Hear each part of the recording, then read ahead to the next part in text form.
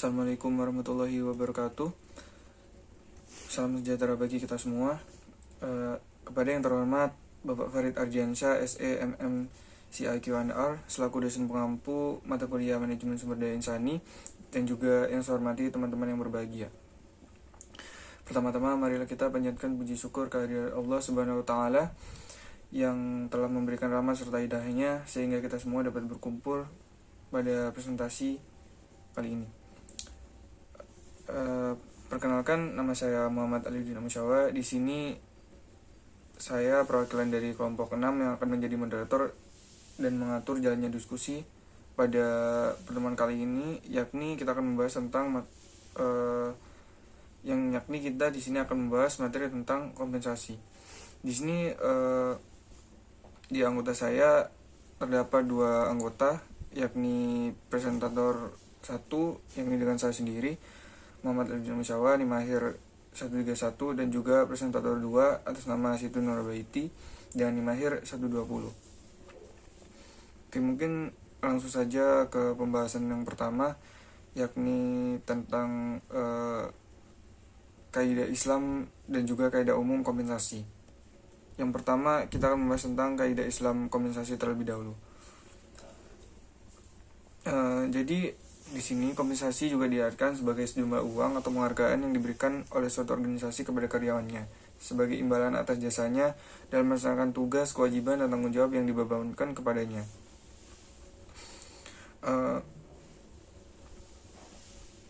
Jadi di dalam Islam, kompensasi itu harusnya diberikan kepada karyawan sebagai imbalan yang telah dijanjikan oleh para pemberi kerja.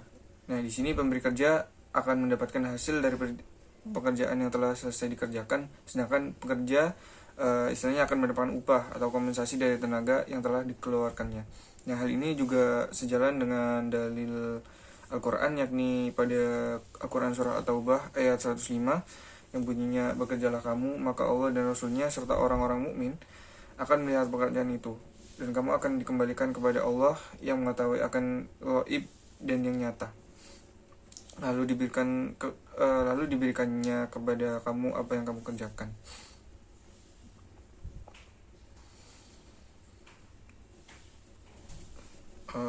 Jadi kompensasi itu bisa diartikan semua jenis penghargaan yang berupa uang ataupun bisa bukan uang yang diberikan kepada karyawan secara layak dan adil atas jasa mereka dalam mencapai tujuan perusahaan. Nah, jadi sini yang namanya kompensasi itu pasti akan identik dengan upah, dan untuk upah itu dalam kompensasi itu tidak harus berupa uang. Jadi kalau ngomong soal upah itu ada 2 macam. Yang pertama, dalam Islam itu dikenal dengan ajrun musama atau upah yang telah disebutkan. Jadi untuk upah yang telah disebutkan atau ajrun musama ini syaratnya adalah ketika disebutkan itu harus disertai kerelaan kedua pihak yang bertransaksi.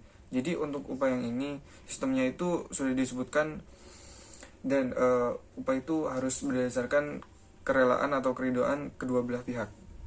Nah, terus untuk yang kedua, yakni upah yang sebadan atau ajrul misli, itu adalah upah yang sepadan dengan kerjanya serta sepadan dengan kondisi pekerjaannya. Jadi upah yang diberikan di sini itu disesuaikan dengan posisi pekerjaan masing-masing. Nah, jika akadnya itu menyebutkan jasa atau manfaat kerjanya. Terus upah yang sepadan ini bisa juga merupakan upah yang sepadan dengan pekerja. Entah itu posisi jabatannya, tergantung profesionalnya atau seperti apa.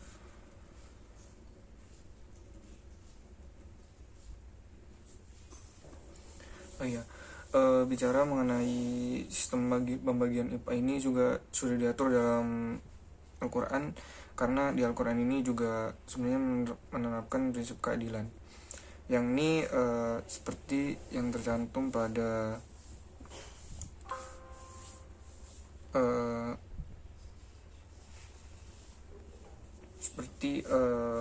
prinsip keadilan yang tercantum pada Quran surah Al-Jathiyah ayat 22.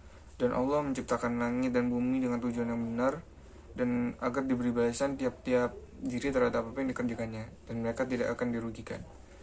Jadi maksudnya di sini setiap manusia akan mendapat imbalan dari apa yang telah dikerjakannya dan masing-masing tentunya tidak akan dirugikan. Jadi yang isi kandungan dari ayat ini itu menjelaskan bahwa ayat ini menjamin tentang upah yang layak kepada setiap kerja sesuai apa yang telah disumbangkan dalam proses produksi. Jika misal ada pengurangan dalam upah mereka tanpa diikuti oleh berkurangnya sumbangsi mereka, maka hal itu dianggap sebuah ketidakadilan atau penganiayaan. Oke, mungkin selanjutnya lanjut ke kaidah umum.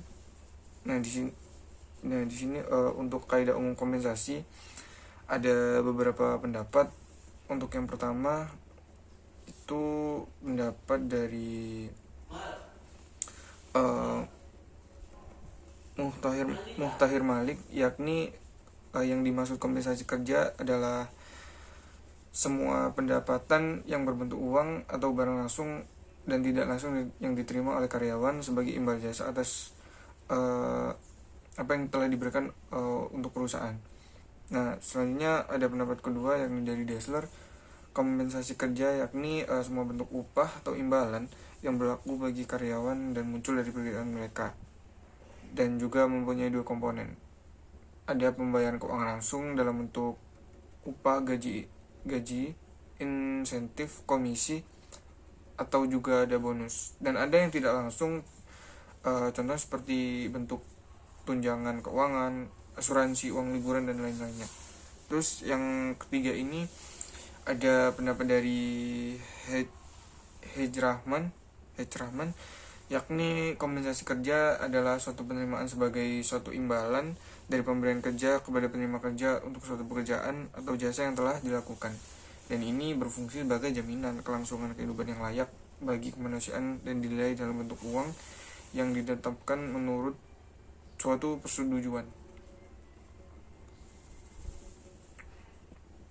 Nah, jadi untuk pengertian secara umumnya, kompensasi itu merupakan pengeluaran dan biaya bagi perusahaan. Perusahaan itu tentunya mengharapkan pengeluaran dan biaya konsumsi ini memperoleh imbalan dari prestasi kerja karyawannya yang lebih besar, supaya perusahaan tersebut itu dapat mendapatkan laba yang terjamin.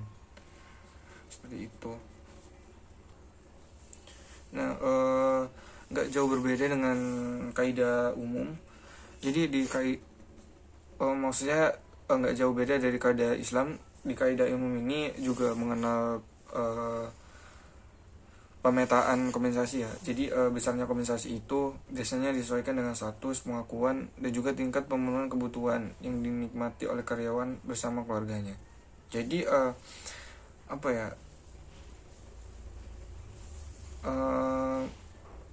tingkat besarnya kompensasi yang diterima oleh karyawan itu tergantung dengan jabatannya. Jadi semakin tinggi jabatan, kompensasi itu juga akan semakin tinggi. Nah, statusnya, jika statusnya semakin baik, maka pemenuhan kebutuhan yang dinikmatinya juga akan semakin banyak. Dan disinilah letak pentingnya kompensasi bagi karyawan sebagai seorang penjual, yakni sebagai tenaga fisik atau sebagai tenaga pikiran. Nah, di sini untuk kompensasi ini juga memiliki beberapa tujuan dan fungsi. Jadi di antara tujuan dan fungsi pemberian kompensasi itu yang pertama untuk tentunya pemenuhan kebutuhan untuk secara pokok. Jadi karyawan akan menerima kompensasi tentunya berupa upah, gaji, atau bentuk lainnya.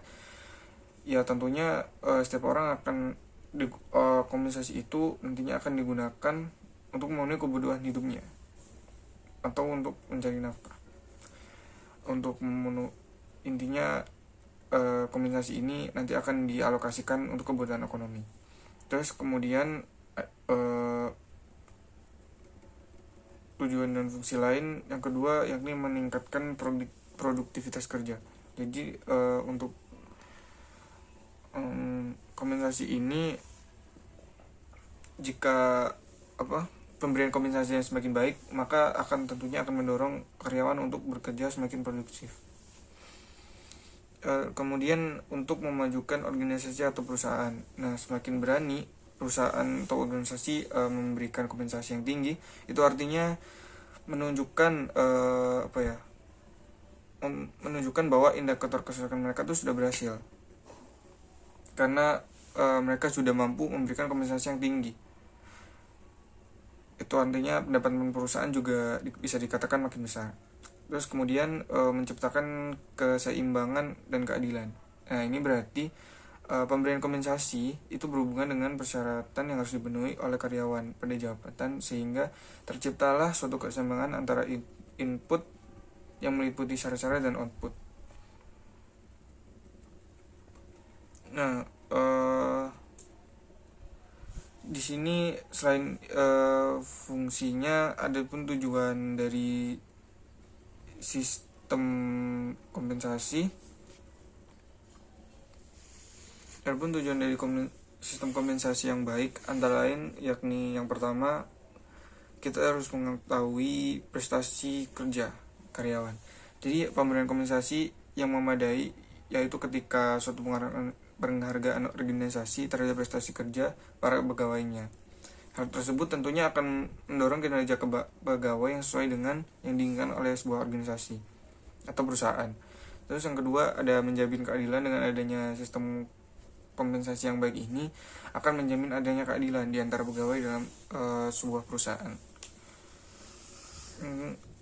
Selanjutnya yakni untuk mempertahankan pegawai dengan sistem kompensasi yang baik. Nah, tentunya dengan sistem kompensasi yang baik dan disegani oleh pegawai, tentunya pegawai akan selalu betah atau bertahan untuk bekerja di perusahaan tersebut. Terus kemudian untuk memperoleh pegawai atau karyawan yang bermutu dengan sistem kompensasi yang baik. Jadi ketika kompensasi dalam perusahaan itu sudah baik, maka tentunya akan menarik minat karyawan yang akan mendaftar. Terus ada lagi yakni pengendalian biaya. Dengan sistem kompensasi yang baik akan mengurangi seringnya pelaksanaan rekrutmen sebagai akibat dari makin seringnya karyawan yang keluar untuk mencari pekerjaan yang lebih menguntungkan. Selanjutnya untuk memenuhi peraturan sistem administrasi kompensasi yang baik, yakni merupakan sebuah tuntutan suatu perusahaan yang baik dituntut untuk memiliki sistem administrasi kompensasi yang baik.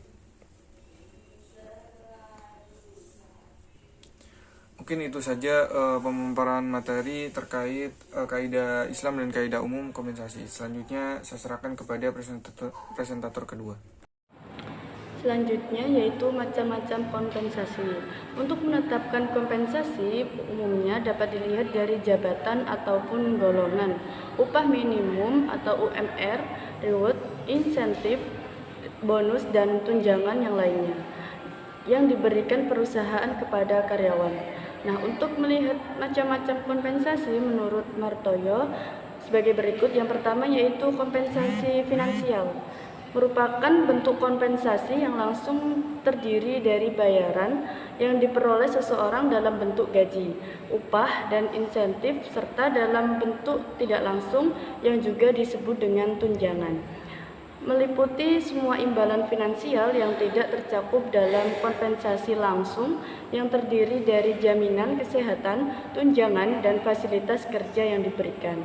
Yang kedua yaitu kompensasi non-finansial, merupakan imbalan dalam bentuk intrinsik yang tidak berbentuk fisik dan hanya dapat dirasakan berupa kelangsungan pekerjaan, jenjang karir yang jelas, kondisi lingkungan kerja, pekerjaan yang menarik, dan lain sebagainya. Selanjutnya yaitu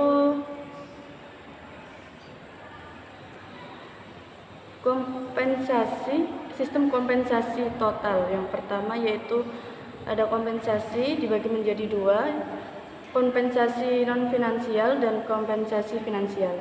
Di mana kompensasi non finansial terdiri dari dua. Yang pertama yaitu imbalan karir dan imbalan sosial. Untuk imbalan karir yang pertama ada rasa aman, pengembangan diri, fleksibilitas karir, peluang kenaikan penghasilan. Yang kedua yaitu imbalan sosial. Yang pertama ada simbol status, pujian dan pengakuan, kenyamanan tugas, dan persahabatan. Selanjutnya yaitu kompensasi finansial. Ini dibagi menjadi dua. Yang pertama yaitu kompensasi tidak langsung dan kompensasi langsung. Untuk kompensasi langsung, yang pertama ada perlindungan hukum yang diharuskan secara hukum. Yang pertama ada jaminan sosial, pengangguran, dan cacat. Yang kedua yaitu perlindungan pribadi. Yang pertama ada pensiun, tabungan, pesangon, tambahan, dan asuransi. Yang ketiga yaitu bayaran tidak masuk kantor. Yang pertama ada pelatihan, cuti kerja, sakit, liburan, hari merah atau acara pribadi, dan masa istirahat. Yang terakhir yaitu tunjangan siklus hidup, di mana terdiri dari 4. Yang pertama yaitu bantuan hukum perawatan orang tua, perawatan anak, konseling, dan biaya pindah. Untuk kompensasi langsung, yang pertama ada gaji pokok, yang kedua pembayaran berdasarkan keterampilan, dan yang terakhir yaitu pembayaran berdasarkan kinerja. Yang pertama ada pembagian saham, bonus, pembayaran tunjangan, dan pembayaran insentif. Untuk alur penentuan kompensasi dibagi menjadi 4. Yang pertama